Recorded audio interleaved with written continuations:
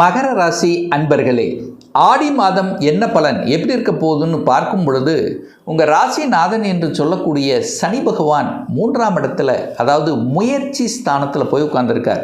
So ராசி அதிபதி முயற்சி ஸ்தானத்தில் இருப்பது ஒரு நல்ல அமைப்பு தான். அதுவும் குருவின் பார்வையில் இருக்கிறது ஒரு அற்புதமான ஒரு மாதம். அதாவது குரு உங்கள் ராசியை பார்க்கிறார், ராசி அதிபதியை பார்க்கிறார், ஒரு நல்லவன் பார்க்கிறார். அப்போது இந்த மகரத்துக்கு இருந்து வந்த குழப்ப நிலைகள் தீரப்போகுதுன்னு அர்த்தம். சங்கடங்கள் தீரக்கூடிய ஒரு மாதம். எந்த கஷ்டம் வந்தாலும் அதை பார்த்துக்கலாம், சமாளிச்சுக்கலாம் அப்படிங்கிற உத்வேகம் தரக்கூடிய ஒரு மாதம், தன்னம்பிக்கை கொடுக்கக்கூடிய ஒரு மாதம். நல்லா இருக்க போகிறீங்க.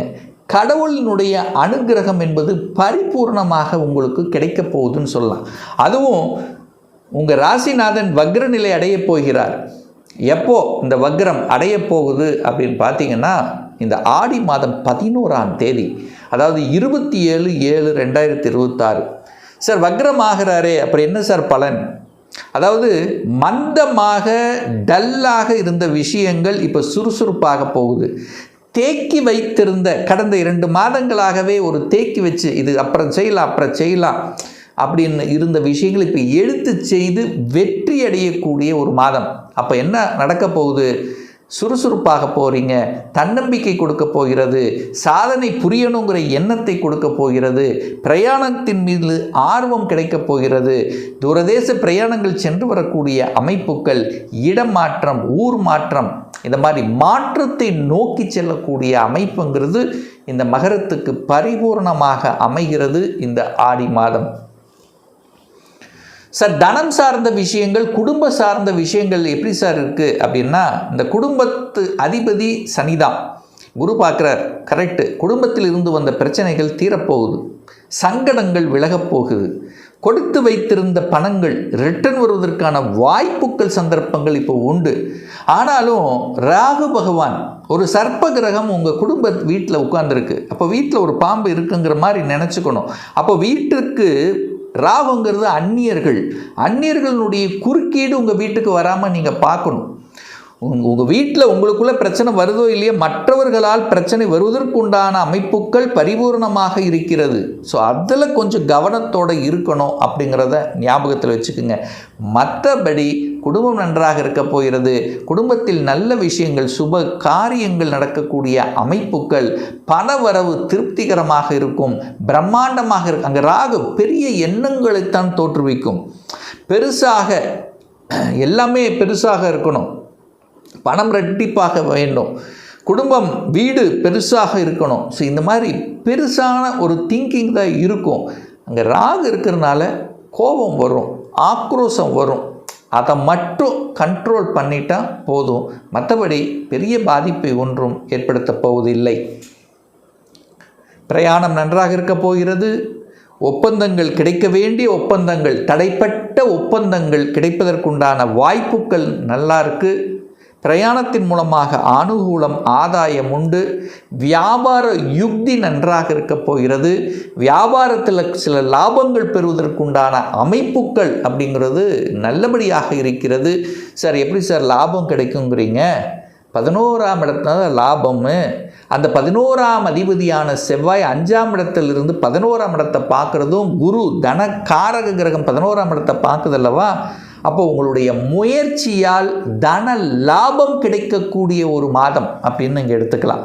ஸோ எந்த அளவுக்கு உழைப்பை போடுகிறீர்களோ அதற்குண்டான பெனிஃபிட்டுங்கிறது இந்த மாதம் நிச்சயமாக இந்த மகரத்துக்கு உண்டு. 4ஆம் அதிபதி சுகத்தை தரக்கூடியவன் செவ்வாய் பகவான். அந்த செவ்வாய் பகவான் தனக்கு 2ஆம் இடத்தில் இருக்குது. அப்போ சுகத்தை தேடக்கூடிய அமைப்பு உண்டு. இடம், நிலம், வீடு, வண்டி, வாகனம் இதெல்லாம் உண்டானா கண்டிப்பாக உண்டு, அதில் மாற்று கருத்து இல்லை. ஆனால் வண்டி வாகனங்களில் செல்லும் போது வித்தைகள் காமிக்கிறது ஆகாது. இரவு நேர பயணங்களை முற்றிலுமாக தவிர்ப்பது நல்லதுங்கிறத மைண்டில் வச்சுக்கோங்க. சார் எப்படி சார் சொல்கிறீங்க? வாகன காரக கிரகமான சுக்கிரன் போய் 8ல் உட்கார்ந்துருக்கார், அட்டமஸ்தானத்தில் உட்கார்ந்துருக்கார். அப்போ ஒரு சிலருக்கு வண்டி பழுதாவது அல்லது வண்டிக்கு ஏதாவது ரிப்பேர் ஆகுறது இதெல்லாம் நடக்கும். பட் அது சரி செய்வீங்க. ஆனால் வித்தைகள் காமிப்பது, அந்த இரவு நேர பயணங்கள் இதெல்லாம் கொஞ்சம் தவிர்ப்பது மகரத்துக்கு சிறப்புங்கிறத மைண்டில் வச்சுக்கோங்க. அதே சமயத்தில் 5ஆம் அதிபதி பூர்வ புண்ணியஸ்தானத்தின் அதிபதியாக இருக்கக்கூடியவர் சுக்கிரன் போய் 8ல் இருக்கார். அப்போ குழந்தை நினைச்சு ஒரு வருத்தம்ங்கிறது உங்கள் ஆள் மனசில் கண்டிப்பாக இருக்கும்.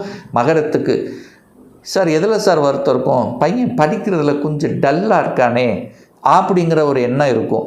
அல்லது இப்போது ஒரு எக்ஸாம் எழுதியிருக்கார், அல்லது இந்த சீட்டு கிடைக்குமா, காலேஜில் கோர்ஸ் கிடைக்குமா, ஒரு என்ன சொல்கிறது, கிடைக்குமா கிடைக்காதா, அந்த ஒரு பதட்டத்தை கொடுக்கக்கூடிய ஒரு மாதமாக இருக்கும். ஆனால் கடைசியில் வெற்றி பெறுவது நிச்சயமாக உண்டு, அதில் மாற்று கருத்து இல்லை. பட் அந்த ஒரு பதற்றம் இருக்கும். ஏன்னா 5ஆம் அதிபதி 8ல் உட்காந்துருக்காரா, அதுக்கப்புறம் 5ஆம் அதிபதி நீச்சமாக போகிறாரா. அப்போ குழந்தையை நினைச்சு ஒரு சின்ன வருத்தம் என்பது இருக்குமே தவிர பாதிப்பு இல்லை. அதற்காக நீங்கள் பதட்டம் அடைய வேண்டாம். வெற்றி என்பது நிச்சயமாக உண்டு. ஏன்னா குழந்தை காரக கிரகம், அந்த குழந்தை காரக கிரகம் உச்சமாக இருக்கிறது, வலிமை பெறுகிறது. சில சங்கடங்கள் கஷ்டங்கள் கொடுத்து அதுக்கப்புறம் வெற்றியை கொடுக்கக்கூடிய அமைப்புங்கிறது கண்டிப்பாக உண்டு. அதற்காக நீங்கள் சஞ்சலப்பட வேண்டிய அவசியம் என்பது இல்லை. 6ஆம் அதிபதி கடன், நோய், எதிர்ப்பு, பகையை தரக்கூடியவன் யார் அப்படின்னா புதன் பகவான் தான். 6ஆம் அதிபதி 6ஆம் இடத்திலே ஆட்சி பலத்தோட வலிமையாக இருக்கார். இந்த மகர ராசி அன்பர்களுக்கு நிறைய பேர்த்துக்கு ஒரு பிரச்சனை வருது, ஹெல்த்தில் ஒரு பிரச்சனை வருது அப்படின்னா அது மேக்சிமம் நரம்பு சம்பந்தப்பட்ட, நியூரோ சம்பந்தப்பட்ட பிரச்சனையாகத்தான் இருக்கும். ஸோ அதில் கொஞ்சம் பார்த்துக்கலாம். அல்லது எலும்பு சம்பந்தப்பட்ட, என்ன சொல்கிறது, ஹீட்டு, உஷ்ணம் சம்பந்தப்பட்ட, ஸோ இதில் தான் சில தொந்தரவு காமிக்கும். பட்டு பெருசாக அப்படிங்கிறது கண்டிப்பாக இல்லை. அந்த தன்னம்பிக்கைக்கு காரக கிரகம் தான் சூரியன். அந்த சூரியன் குருவோடு சேர்ந்திருக்கார். இப்போ பெரிய மனிதர்களின் தொடர்புகள் கிடைக்கும். அரசாங்கத்தில் திடீர்னு ஒரு ப்ரமோஷன் கிடைக்கிறது, ஒரு இடமாற்றம் கிடைப்பது, அரசாங்கத்தின் மூலமாக அனுகூலத்தை அனுபவிப்பதெல்லாம் இந்த மாதம் எதிர்பார்க்கலாம் இந்த மகர ராசி என்பர்கள். ஏன்னா குருவோட சூரியன் சேர்ந்திருக்கான். நேராக உங்கள் ராசியை பார்க்குறான். சூரியன் உங்களை பார்க்குறார். தன்னம்பிக்கைக்கார கிரகம் உங்களை பார்க்குது. சூரியன் அரசுக்காரகம் உங்களை பார்க்குது. வெளிச்சம், சூரியன் உலகத்தை சுற்றி வருகிறது. அதே போல் சுற்றி வரக்கூடிய கௌரவம், இந்த மாதிரி அரசியல், அரசாங்கத்தின் மூலமாக ஏதோ ஒரு வகையில் நன்மை பயக்கக்கூடிய அமைப்புங்கிறது மகரத்துக்கு நிச்சயமாக உண்டு. 9ஆம் அதிபதி ஆட்சி பலத்தோட ஸ்ட்ராங்காக இருக்கார். அப்போ 9ங்கிறது பாக்கியம். குழந்தை பாக்கியத்துக்காக போராடி கொண்டிருக்கக்கூடிய மகரத்துக்கு அந்த போராட்டத்தில் வெற்றி உண்டுன்னு சொல்கிறேன். அப்போ குழந்தை பாக்கியம் இல்லாத தம்பதிகளுக்கு குழந்தை பாக்கியத்தை கொடுக்கக்கூடிய அமைப்பு இந்த பிரபஞ்சம், நீங்கள் வழிபட்ட உங்களுடைய குலதெய்வம் அருள் கடாட்சம்ங்கிறது பரிபூர்ணமாக இருக்குது. ஒரு நல்ல செய்தி, ஒரு நல்ல குட் நியூஸ் உங்கள் காதுக்கு இனிமையாக ஒரு பாக்கியம் கிடைக்க காத்து கொண்டிருக்கிறது. சார் எப்படி சொல்கிறீங்க, சனி நீங்கள் 9ஆம் இடத்தை பார்க்குறீங்க, உங்களுக்கு ஒரு பாக்கியம் வரணும். பாக்கியஸ்தானத்தின் அதிபதி வலிமையாக இருக்கார். குரு பகவான் உங்களை பார்க்குது. குழந்தை காரக கிரகம் உங்களை பார்க்குது, உங்கள் ராசியை பார்க்குது. அப்போ குழந்தையின் மூலமாக அனுகூலம், ஆதாயம் அப்படிங்கிறது கண்டிப்பாக எதிர்பார்க்கலாம். அதில் எந்தவித மாற்று கருத்தும் இல்லை. 10ஆம் அதிபதி தொழில் ஸ்தானத்தின் அதிபதியாக இருக்கக்கூடியவர் யாருன்னா சுக்கிரன். அந்த சுக்கிரன் போய் 8ல் மறைஞ்சிருக்கார். அப்போ 10, 8 கனெக்ட் ஆகுதா. அப்போ 10ங்கிறது தொழில், வேலை என்னன்னாலும் 8ங்கிறது ஒரு வலி வேதனை கொடுக்கு. அப்போ தொழில் அலைச்சல், திருச்சல், டென்ஷன், ப்ரெஷர் இது கண்டிப்பாக இருக்கும்.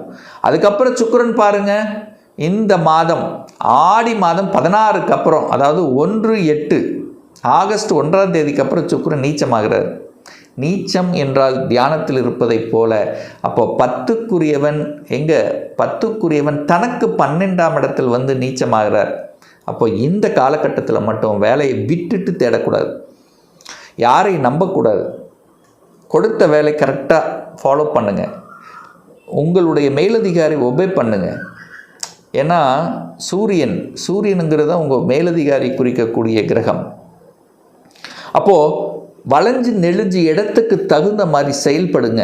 ஏன்னா ஏன்னா 10ஆம் அதிபதி 8ல் இருக்கார், அதுக்கப்புறம் நீச்சமாகிறார். அப்புறம் ஏதோ ஒரு சங்கடங்கள், ஏதோ ஒரு குறைகள், வேலையை பற்றி, தொழிலை பற்றி, அலைச்சல் திருச்சல் பற்றி, அல்லது குறை கூறுவதை பற்றி ஏதோ ஒன்று இருக்கும். அதை பெருசாக நீங்கள் எடுத்துக்கொள்ள வேண்டாம் அப்படிங்கிறது தான் இந்த இடத்துல சொல்கிறேன். அவசரப்பட்டு ஆக்ரோசப்பட்டு ஒரு முடிவை எடுக்கக்கூடாது. ஏன்னா 10க்குரிய நீச்சமாறாரா, அப்போ திடீர்னு ஏதாவது ஒன்று பண்ணிட்டுருவீங்க. ஸோ அது செய்யக்கூடாதுங்கிறத ஞாபகத்தில் வச்சுக்கோங்க. 11ஆம் அதிபதி யாருன்னா செவ்வாய் நல்லபடியாக இருக்கார். 11ஆம் அதிபதி 11ஆம் இடத்தை பார்க்குது. அப்போது ஒரு சுப காரியங்கள், ஒரு சந்தோஷம் தரக்கூடிய செயல்பாடுகளில் கலந்து கொள்வது, அல்லது குடும்பத்தில் உங்களுக்கோ அல்லது குடும்ப உறுப்பினருக்கோ சம்பந்தப்பட்ட ஏதாவது ஒரு நல்ல விஷயத்துக்காக அல்லது சகோதரர்களுக்காக ஏதாவது ஒன்று நல்லது பண்ணுறது. ஸோ இந்த மாதிரி நல்ல விஷயங்கள் செயல்படக்கூடிய ஒரு மாதமாகவும் இந்த மகரத்துக்கு அமையப்பெறுகிறது. ஸோ ஆக மொத்தம் ஒரு நல்ல மாற்றத்தை தரக்கூடிய, ஒரு திருப்பத்தை தரக்கூடிய, வளர்ச்சியை தரக்கூடிய, தன்னம்பிக்கை குறிக்கக்கூடிய ஒரு நல்ல மாதமாகவே இந்த மகரத்துக்கு அமையப்பெறுகிறது. இன்னும் ஒரு துல்லிய பலன் 2026 எப்படி இருக்க போகுது, உங்களை பற்றி கம்ப்ளீட்டாக தெரிஞ்சுக்கணும், ஒரு பர்சனல் கன்சல்டேஷன் எடுத்துக்கணும், ஒரு சுயஜாதகம் பார்க்கணும் என்று விருப்பப்படக்கூடிய அன்பர்கள் டிஸ்பிளே தெரியக்கூடிய நம்பருக்கு வாட்ஸ்அப் மூலியமாகவோ ஃபோன் கால் மூலியமாகவோ தொடர்பு கொண்டு நேரடியாகவோ அல்லது ஆன்லைன் மூலமாகவோ அப்பாயின்மெண்ட் பெற்றுக்கொண்டு கன்சல்டேஷன் எடுத்துக்கலாம். நம்முடைய அலுவலகம் கோயம்புத்தூரில் அமைந்துள்ளது. அதாவது கோயம்புத்தூரிலிருந்து மேட்டுப்பாளையம் செல்லும் வழியில் வெள்ளக்கிணர் பிரிவு அன்னபூர்ணா ஹோட்டலுக்கு பக்கத்தில் அமைந்துள்ளது. பிரியர் அப்பாயின்மெண்ட் வாங்கிட்டு நேரடியாக கன்சல்டேஷன் எடுத்துக்கலாம். நம்முடைய சேனலை நீங்கள் ஃபஸ்ட்டு டைம் பார்ப்பவர்கள் என்றால் மறக்காமல் சப்ஸ்கிரைப் பண்ணிக்கிங்க. பக்கத்தில் இருக்கக்கூடிய பெல் பட்டன் மற்றும் ஆல் நோட்டிஃபிகேஷனை கிளிக் பண்ணும்போது நான் போடக்கூடிய அடுத்தடுத்த பதிவுகள் உங்களுடைய நோட்டிஃபிகேஷனில் வந்து சேரும். மீண்டும் ஒரு நல்ல பதிவில் உங்களை சந்திக்கும் வரை உங்களிடமிருந்து விடைபெறுவது உங்கள் அஸ்ட்ராலஜர் டாக்டர் சதீஷ்.